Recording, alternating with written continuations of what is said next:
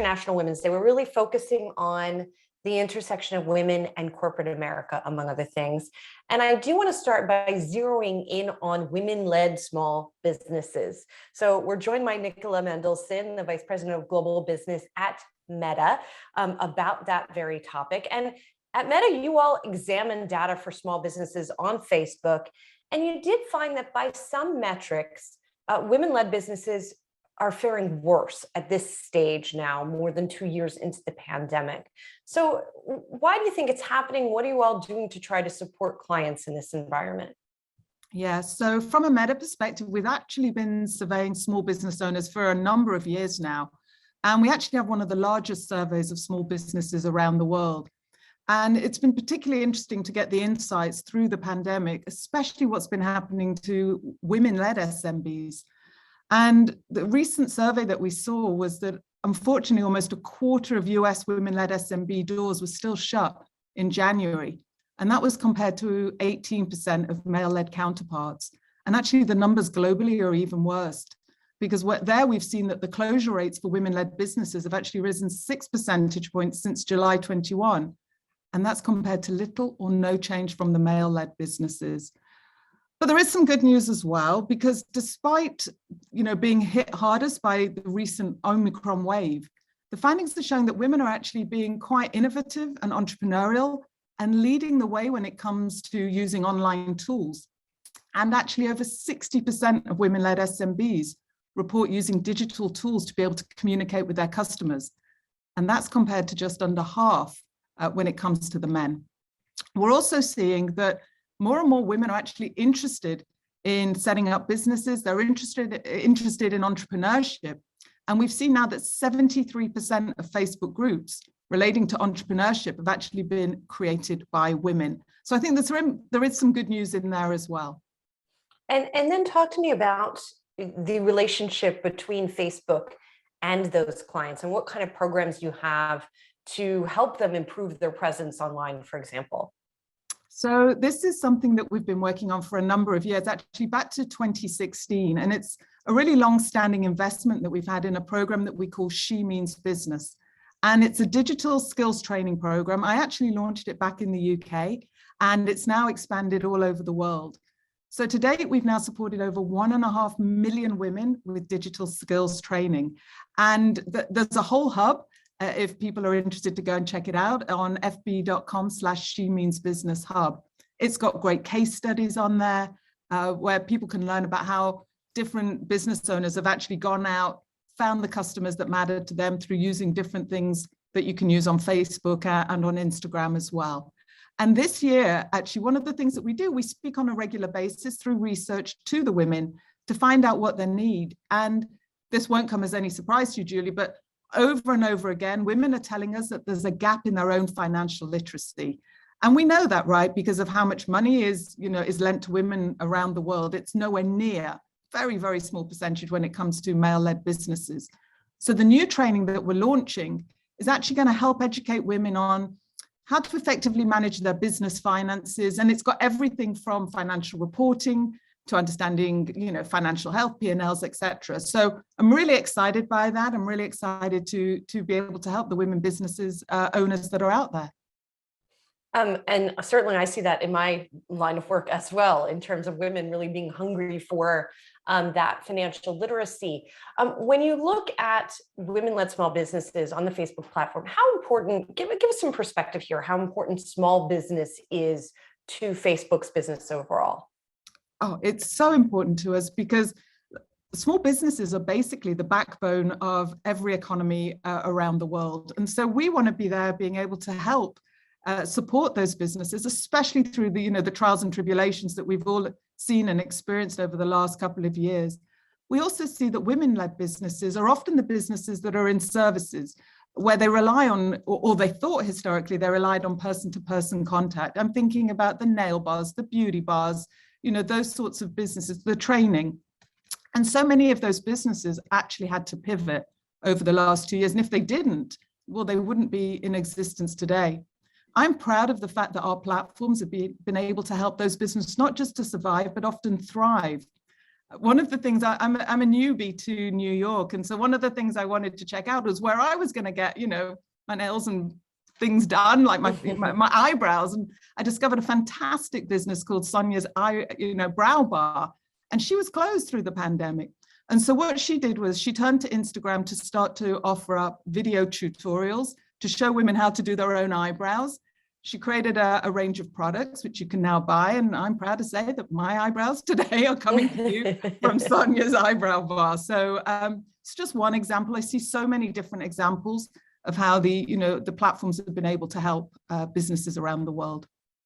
Yeah, I've seen a lot of pivoting on Instagram too, of makeup artists, for example, who I know who are now offering tutorials that way. So given that, as you mentioned, there are still a number of businesses that are shuttered post-pandemic.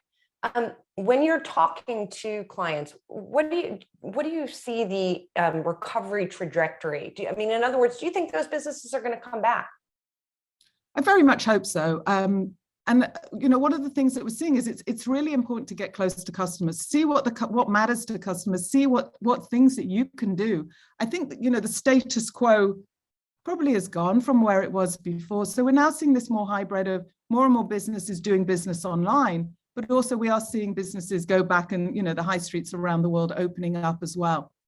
But I think some of those patterns that people have learned over the last year in terms of doing digital business, digital commerce, I think are here to stay, because it's good for the business because you can attract customers from many different places.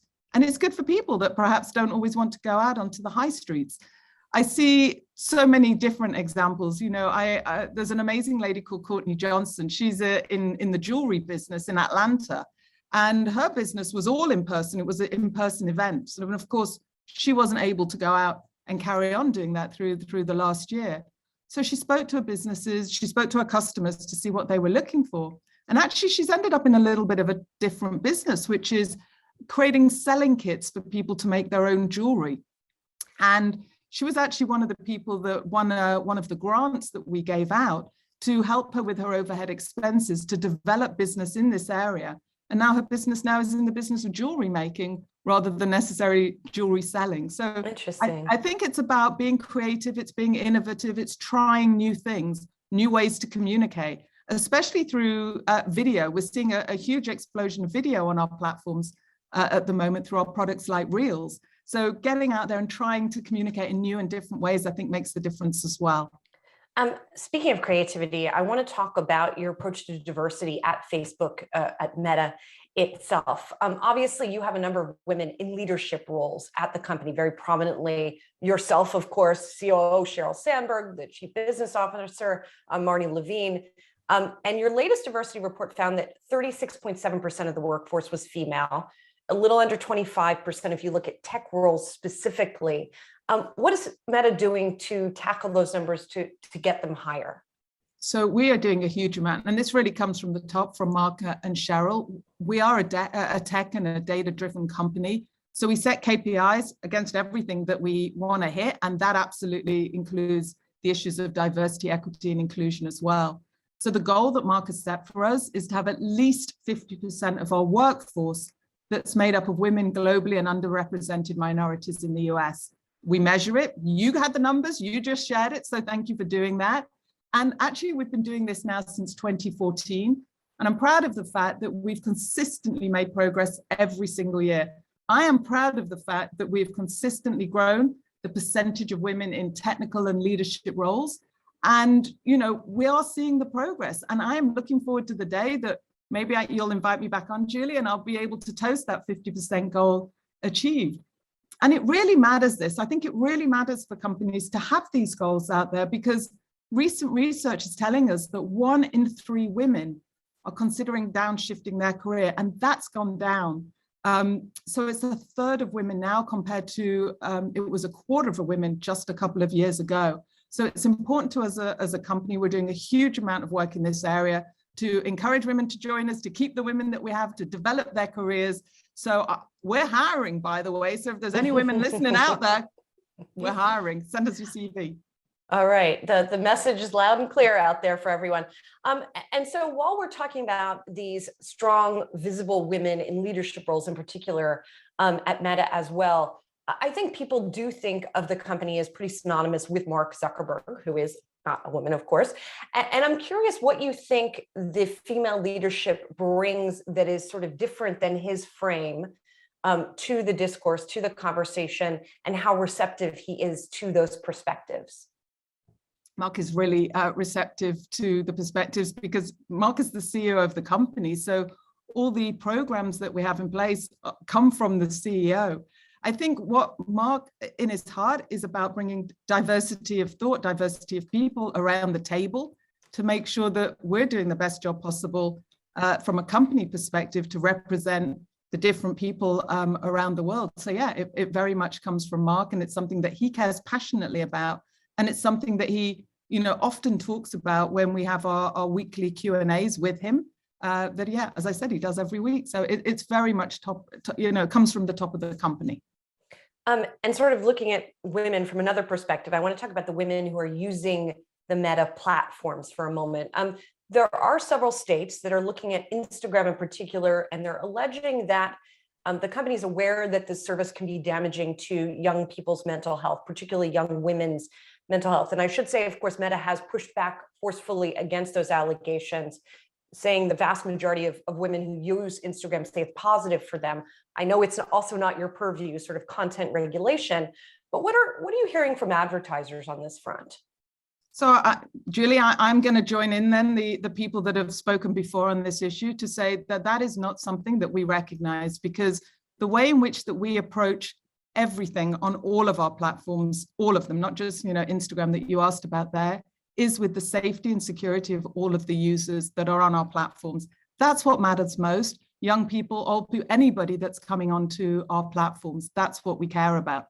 That's why we invest in research to understand how people are using our platforms. And that's why we invest billions of dollars, $5 billion in the last year alone, to ensure the safety of people on our platforms. And that's through things like the machine learning that we invest in, the artificial intelligence, and also people, right? We have over 45,000 people that are working in the area of safety, of content, to ensure that the experiences that people have when they come on the platforms are the ones they want, which is, well, we would, maybe to go shopping, to the points that we've been talking about earlier, whether it's Sonia's eyebrows or jewelry making kits or the other areas that, people come on for, whether it's just to connect with their family and friends, to follow creators. Those are the things that, people are coming on for every day. And in the background, we're making sure that we're working hard to keep them safe. And this, I think, is on a related note. Meta is engaging in an ongoing battle against misinformation related to the conflict in Ukraine specifically, but of course more broadly as well. Again, what are you hearing from clients about this issue? What is their level of concern about it? Well, I think everybody around the world watching the events is thinking about the people there that are affected by it. From our side, we're taking extensive steps here to ensure the safety of the community and also to support the people who use our services. Obviously in Ukraine and around the world as well. So we've done a number of things here. We've established a special operations center. It is working tirelessly around the clock to respond to the activity that, is across our platform in real time, and also obviously continuing to monitor the situation very, very closely. On the question of misinformation, we have taken extensive steps here to fight the spread of misinformation on our services in the region. And we do this in a number of different ways. We obviously work with outside experts. We have our own dedicated teams. That includes regional experts who will have native Ukrainian, native Russian speakers. They're on hand to review, to address any emerging issues that might happen. And as soon as we become aware of them, then obviously we respond. We move very quickly to add some safety features. And we put promotions at the top of the feed to let people on the ground know about them. So one of the things that we did was the ability for people to lock their Facebook profiles so that it would stop anybody having the ability to view and search their friends lists. We're also giving people more information on what they decide to read, to trust, to share by putting warning labels on content that's related as false. So that's just a few of the things that we're doing in this area, but we're doing a lot. And as I say, we've got teams working around the clock on this. Nicola, I really want to broaden it out for a second because you've worked at Facebook, now Meta, for what, 8 years, I think, nearly 8 years. From an outsider's perspective, as someone who has covered the company, the company seems to be undergoing perhaps its toughest period since right around the IPO. And I'm curious how it feels from your perspective. I mean, I think the most recent earnings report, for example, was a wake-up call to many folks who have invested in the company or just generally would watch the company. But I don't know how it feels to you inside the company. What can you tell me? Look, nobody likes to see the company that they work for, the company that they love, the company that they're proud to work for, being, discussed in the press in the way that we have been. But I believe in the mission that we have as a company. I believe in Mark's vision for the company. I believe in how we take the seriousness with some of the issues that are being discussed. But the reason that the issues are being discussed are serious issues, as we're just talking about now, like the issue in Ukraine, is because there are people on the ground that use our platforms all over the world, and they do so to connect. The people in Ukraine want to know what's going on in the rest of the world. They're using our platforms to communicate with their families and friends. We're such a tighter global community now. And so I'm proud of the work that we're doing to give that voice to people who perhaps in the past might not have been able to have voice. And, we've got our heads down, we're working on it. And as I said, I'm proud of the fact that we can do that and be able to support the people there at this time. At the same time, I would push back a little bit finally and just say that certainly it is an enormous company, an enormous number of people using the platform. But I think the issue here is that the growth of Facebook is not what it once was. And as Mark Zuckerberg himself talked about, he talked about the competitive threats from TikTok and the need to perhaps get some younger people back on the platforms. Do you feel optimistic about that, especially as you're the one who's talking to clients and trying to sell ads on the platform that are appealing to a broad swath of the population? Yeah, I couldn't be more excited or more optimistic about the plans that we have in place. And, talking to advertisers at the moment, they want to know about how they can grow their businesses. I am absolutely 100% confident that we are the best place to help businesses of all sizes. We spoke today a lot about small businesses, but businesses of all sizes to be able to connect with the customers that matter to them and help them grow. And that's because we've got some phenomenal products out there. And especially we're seeing this big shift to video, this big shift to shorter content in the form of reels. But the commerce opportunities that we have on our platforms, things like shops, things like business messaging, well, these are the things that, the conversations that I'm having with clients about where the business is today, but also lots of very exciting conversations about the metaverse and what we all might do together through the partnerships in the future as well. So lots to be excited about. Well, I hope this is just the beginning of our ongoing conversation. Nicola, thank you so much for your time. I really appreciate it. Nicola Mendelsohn, Vice President of Global Business at Meta. Thank you. Thank you, Julie.